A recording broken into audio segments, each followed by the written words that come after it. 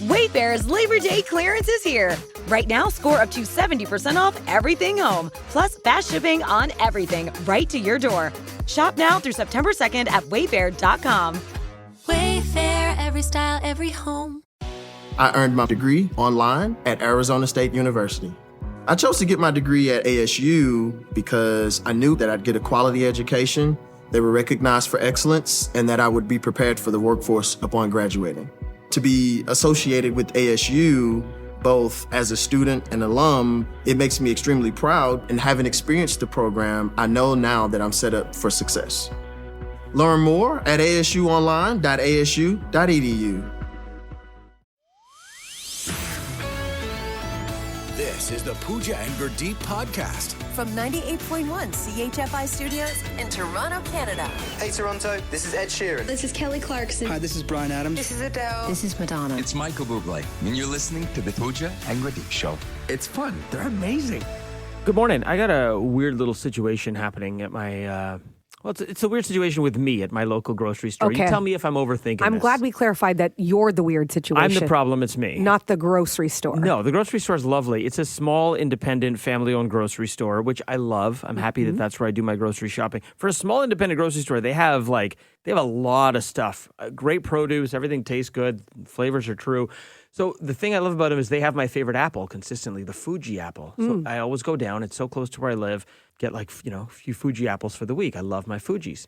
So I went in a couple weeks ago and there were no Fujis. And the basket even that was marked Fuji is gone. Oh no. It wasn't like it was just empty. The basket wasn't there. So there's a run on Fuji apples? So, yeah. And the thing I love about this grocery store, I will say, they didn't used to carry Fujis.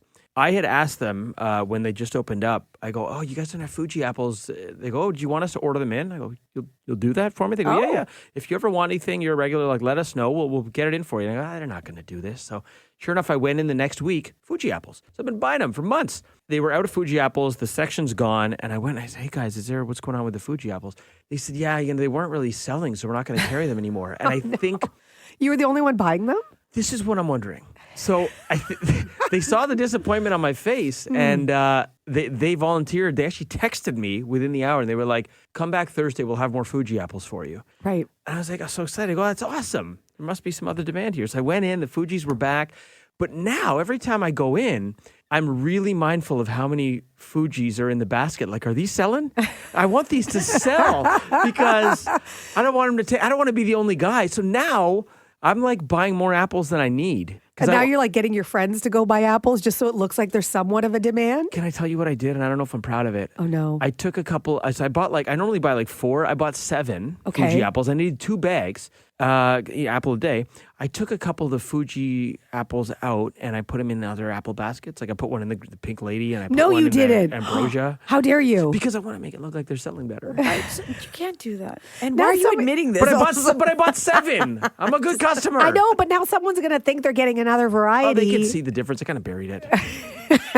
Apples spill over. It could have just happened. I think it's pretty interesting that you have a particular apple that you are so in love with, which is I have preferences as well, but I'm not to the point where I'm going to go to a grocery store and make a special request and then... Oh, yeah. Yeah. I wouldn't do this at a big box grocery store. They're not going to listen to me. But here it worked. And now I'm really invested. I don't want to lose my Fuji privilege. Am I overthinking the fact that I want it, I'm buying more now and I want them to do well? I think that maybe you should work on your sales pitch. I think you should be standing at the door. Anybody who walks in, you should be like, hey, have you tried the Fuji apple variety? It's my favorite. And then pitch them on it. Why don't I throw on an apron too and start facing up the shelves? You basically want me to work there? You want me to side hustle? I'm just saying that if this is what you got to do to keep your Fuji apples in stock, then, roll your sleeves up. Get your back into it. Instead of a lemonade stand, you can have a Fuji apple stand outside and sell them and then tell them there's more inside. We got your Fuji apples here.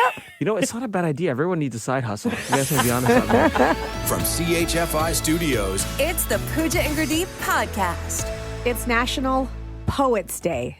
Oh, dear. National Poets Day. And I don't know about you, but I'm not a poet. No, neither of us are. And we've done this before, but in the past, we prepared poems about each other. I wrote a nice poem about you. Yeah. Nice, debatable. You wrote a nice poem about me. As nice as we can be with one another, yes. This day, we've decided to take a different approach. Our producer, Chris, has cut up a bunch of words and put them in this lovely CHFI mug. that we've got right here. We haven't seen these words. Okay. Giving it a little shake. We're going to... There's dust coming out of this mug. Whoa. We're going to pick a word we don't know, and we're going to have to use it to incorporate it into a poem about each other. It has to be about you. Yeah, and I have Okay. to do it about you. Okay. Ladies first, go ahead. Gosh. Oh, dear. Okay. Should I tell you what my word is? Yes, please. How do we know if you're doing it? Yeah. Oh, no. What is it? Onomatopoeia. No? Bleep bloop. Oh, that's great. Because we play the bleep bloop game. Oh, Yeah. dear. Okay. Roses are red. Oh, wow. Okay, we're going right to... Violets are blue. Uh-huh. Gurdeep, I think that you always have the scoop, especially when you bleep bloop. Okay. Okay. That was really bad. All right. Okay, you got to do better. Oh, I don't know. All right. Let's see what happens here. What's your word? Bike lock key. Oh, no. That's too many words to rhyme. Yeah. Okay. Okay.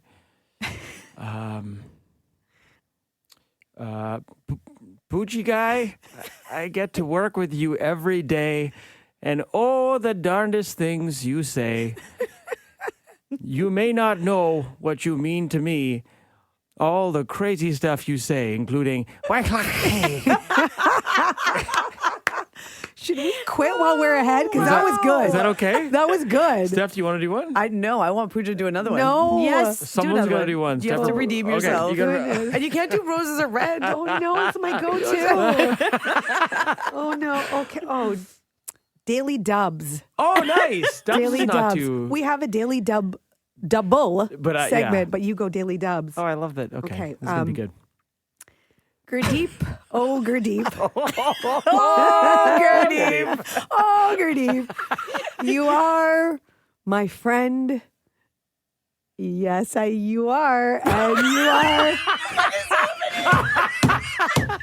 Sometimes my work hubs. I like when on the show you bring us a story for your daily dubs. Hugs and dubs. We'll take that. Wow, it took a minute to get Oh, there. dear. My can brain I can hurts. see the wheels turning. The Pooja and Gurdeep podcast. From 98.1 CHFI. Okay, you have all of our attention, Gurdeep. We have 2 stories that you need to know, including a cure to hair loss. Yeah, can we just talk about hair loss for a second? How crazy is it to me in this world we live in, where you can like order any food to your door instantly on an app and a stranger brings it to you and AI is like doing all of our jobs for us. In this world we live in, the most sophisticated solution for hair loss is like a rug you glue to your scalp. Like how has this not improved with all the other technology we have in the world? It must just be that hard to do, right? Because I'm sure like scientists have been working on it. Yeah, absolutely. And I mean, there's going to be so much money in this if someone can solve it. And it looks like we have the most promising sounding cure for hair loss in the history of mankind, possibly a few years away here. It's called PP405. Got to work on the name. Rolls off the tongue. Yeah. This is just finished its clinical 2 trials, phase 2 clinical trials. Phase 1 went well. Phase 2 went well. They tested this on a bunch of men with male pattern baldness, but they think this will work for all kinds of different hair loss, including female hair loss that may be tied to menopause or perimenopause or different things like that. Mm-hmm. It's a topical drug, and it is showing hair growth in as little as 8 weeks, which may sound like a lot, but it's really not when you compare it to other hair loss drugs like Rogaine or Propecia, which take much longer and are less effective. And I will tell you, I know people who have gone, to other parts of the world for hair transplants and whatnot, and that takes a very long time as well. It does, and it's surgical, and there's a whole thing to it. This thing in phase 2 trials has not shown any side effects. That's the other thing. Other hair loss drugs can cause pretty serious side effects potentially. This is showing no side effects. It's a private company. They've created a whole pharmaceutical company. It was invented by 3 people at UCLA. They've created a company called Pelage Pharmaceuticals who are going to put this thing out if it gets FDA approval. Still a couple more rounds of clinical trials.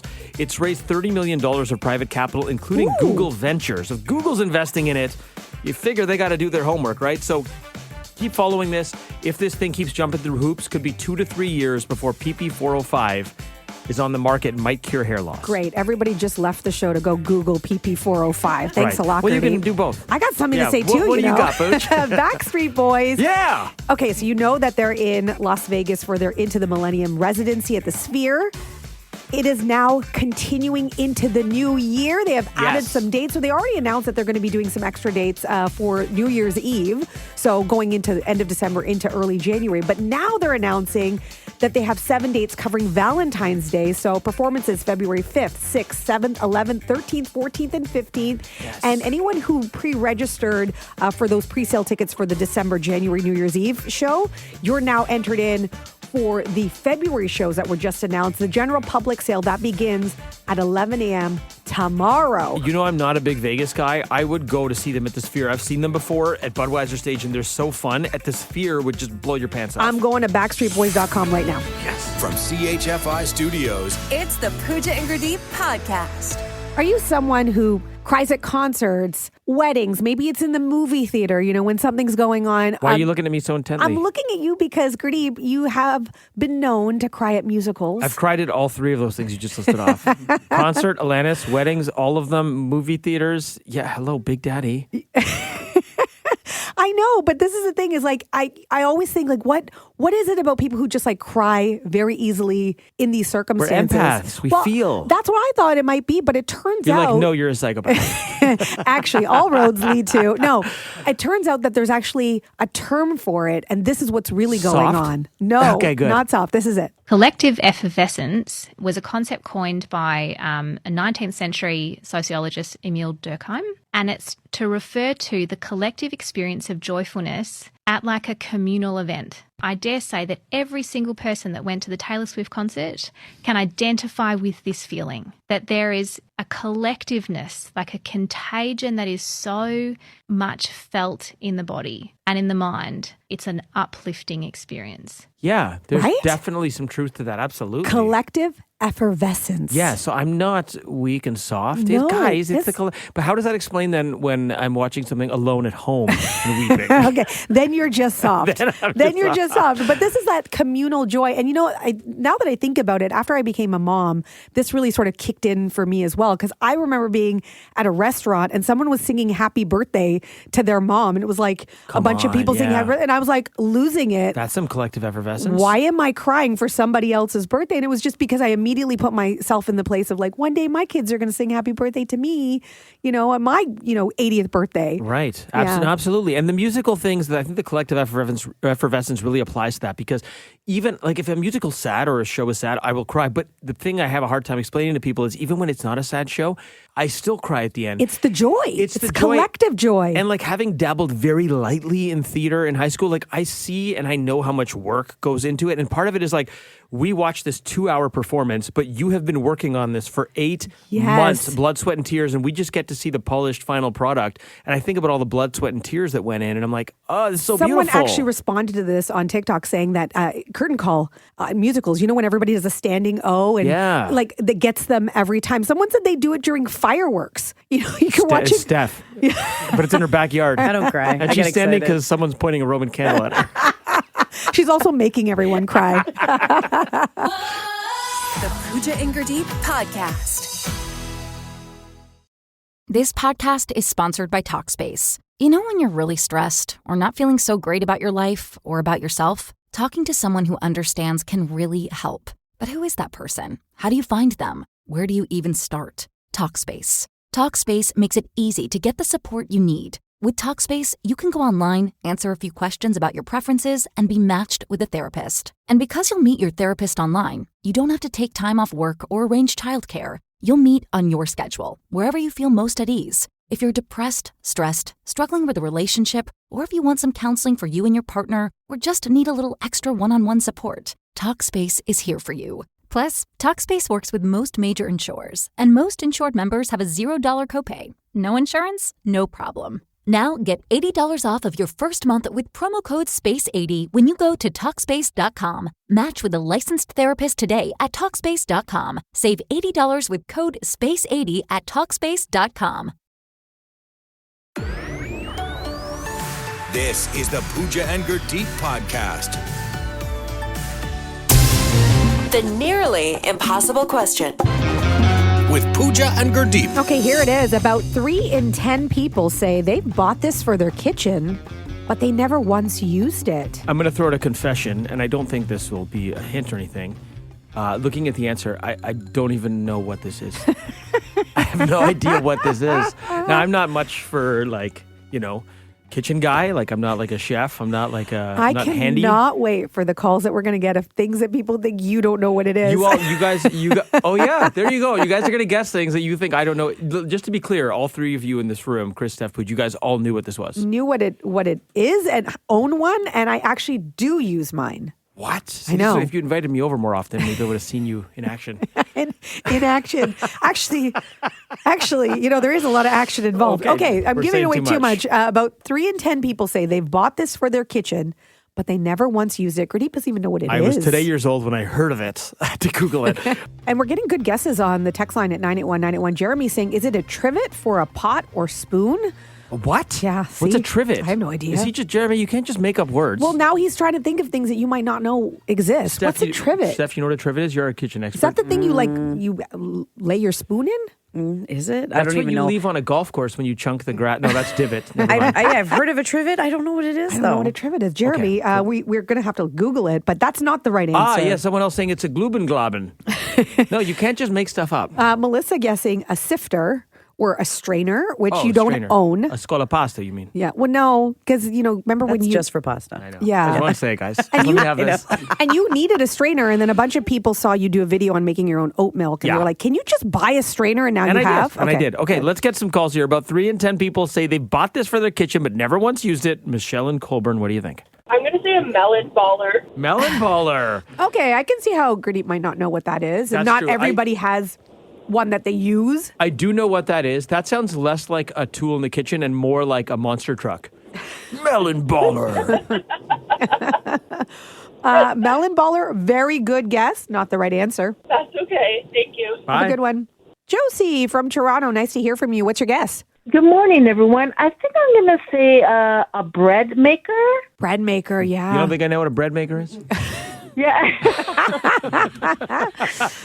It's a thing that makes bread. That came to my mind. No, it's a good guess. I've never seen one. It's a great guess because they're these big giant appliances that you have to put on your counter, and people usually put them away, and then you put them away out of sight, out of mind. I wouldn't be able to pick I one. had one and I used it maybe twice. Yeah, I would not be able to pick one out of an appliance lineup. Yeah. So I don't actually know what it looks like. Josie, great guess. That's not it. All right, guys, have a great day. You too.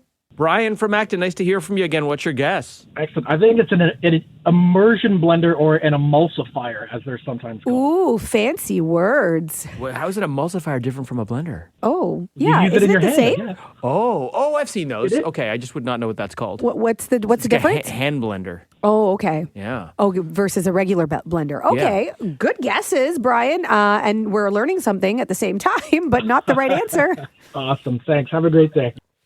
It's hard to believe that we still need more things in our kitchen. No, yeah. After learning about all these new things that I don't have.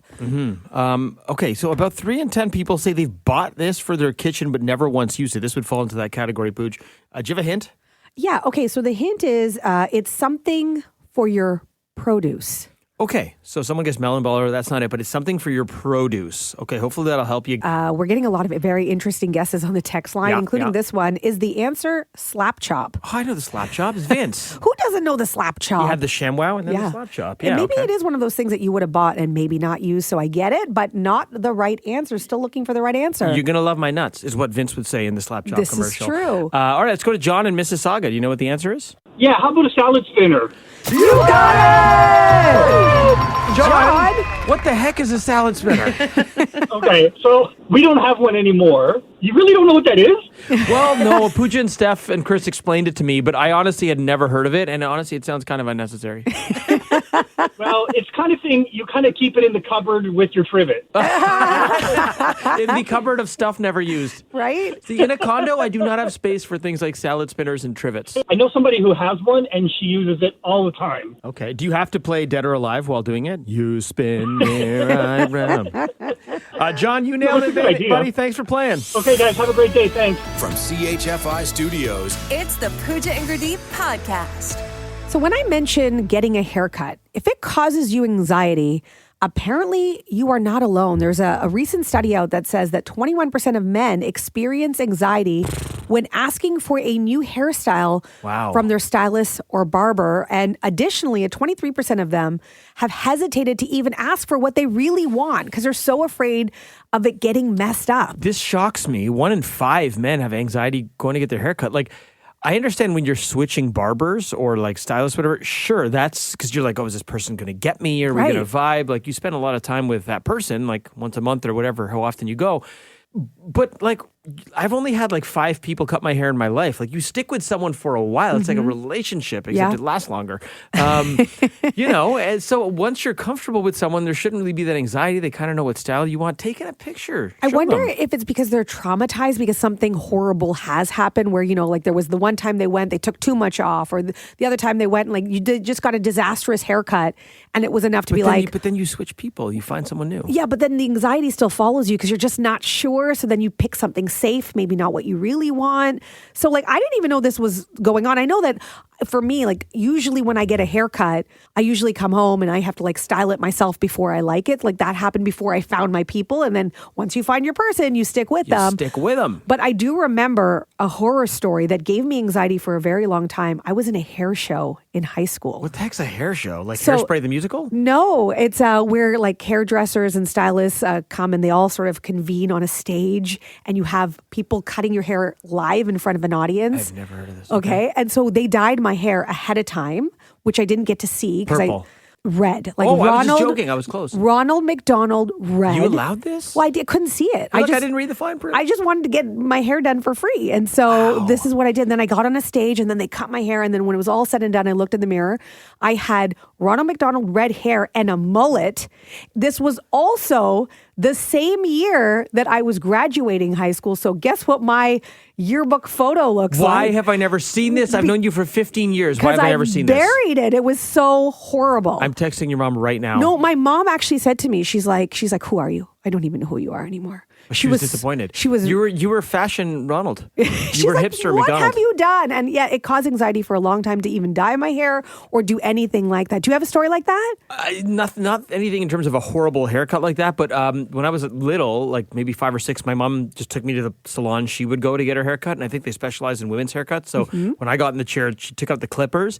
Accidentally clipped my ear, just like so it cut my ear. So after that, I was a little nervous sitting in a barber chair because I'm like, don't cut my ear when they're like, zzz.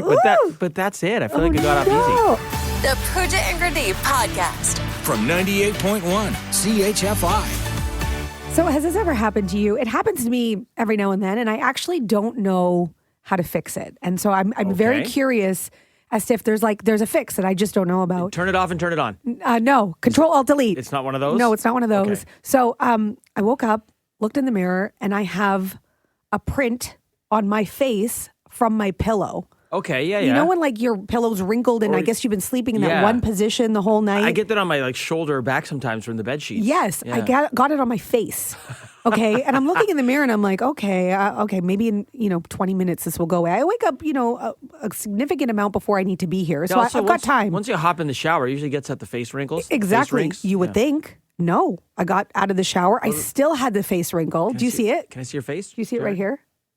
Not really. It's gone now. Okay. It's gone now, yeah. So it takes several hours. There must be a way to fix it. I tried like makeup, but then makeup doesn't help the indent. Like there's lines on my face. Makeup just gets in the creases. It just makes it worse. And then I was like, maybe I'm not doing something I should be doing. So I actually went into my fridge and my freezer. I got some ice, put it in a Ziploc bag, brought that upstairs, put that on my face. Paul's like, what'd you do? You walk into a wall? What happened? I'm like, no, I just slept really great on my pillow. And anyway, I couldn't get, even that didn't get it out. So is it just time? So like you need 2 hours? I heard one time and I tried it, but it does take a little bit longer still. You're supposed to get a hot cloth, like when you're getting like a shave, I guess, to use the hot cloths on your face. Okay. So you're supposed to get a hot cloth and put that on your face, and that's supposed to help moisturize and help the line come back out. Like it'll help it fluff back out. She did the opposite. She did cold ice. So I don't think that worked. I did the wrong thing. Yeah. I made it worse probably. I created try more that next indents time. I in my never know face. whether to use hot or cold either, to be honest. I mix those up. I'm like, they're both good, but certain situations. I read it somewhere and I did it. And it worked? It helped it, but it still takes time to come out, but it does speed it up. Okay. Yeah, I don't see I'm going to it, have to try it next time because, like, I think, it's fine. I'm here and, I'm not on TV anymore, so it's not like anybody's going to see it. But isn't it, like, such a bad look? Somebody looks at you and you just look like you're tired. It looks like for some reason, whatever, that you want to go back to bed. You know how when people have messed up hair, it's like bed head? Yes. You had bed face. I had bed face. You had a bad case of bed face. What you don't know about is you can visit the CHFI prosthetics department. Oh, we have a prosthetics department? We have a prosthetics department. They could have done it. They could have turned you into ET if you wanted. They could have made you a Star Trek alien. I knew you didn't have such a perfect nose. Yeah, I knew it. It's true. I knew it. This is why I show up early. Okay, I learned nothing from you, but thank you, producer Steph. I'm going to try that next time with a warm cloth on my face. From CHFI Studios, It's the Pooja and Gurdeep podcast. I got injured, bleeding, needed a Band-Aid, the whole thing on my finger because I tried to open up some baby spinach. Some baby spinach. You know, like when it's in the plastic carton? Oh, and you got to strip away that little like... Why is it so hard to open that packaging? Like, I don't... Does baby spinach need to be airtight? Can I ask, was it?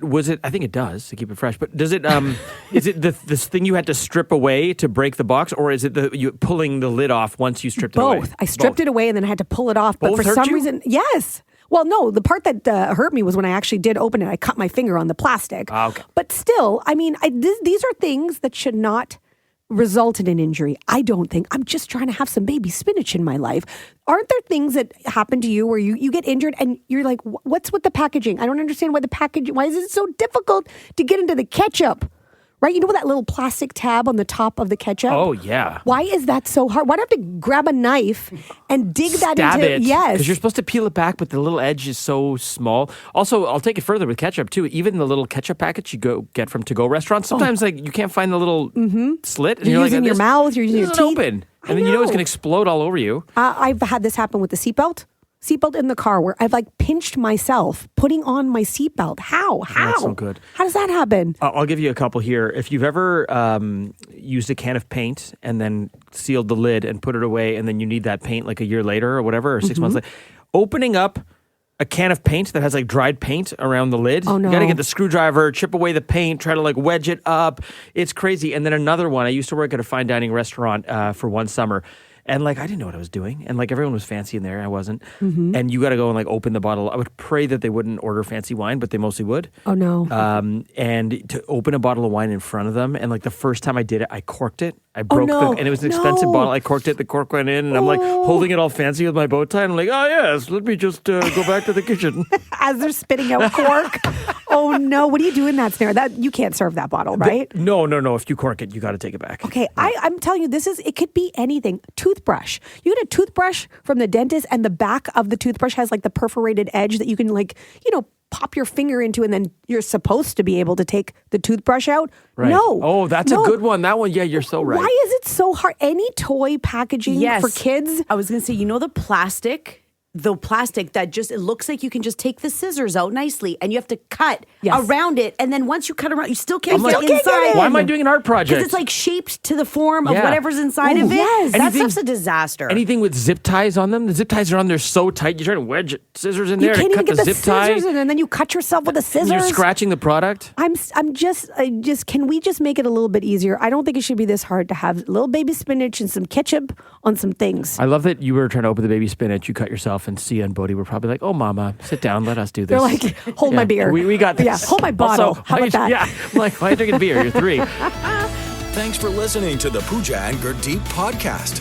Listen to Pooja and Gurdeep live weekday mornings from 5 to 9. Only on 98.1 CHFI. Toronto's perfect music mix.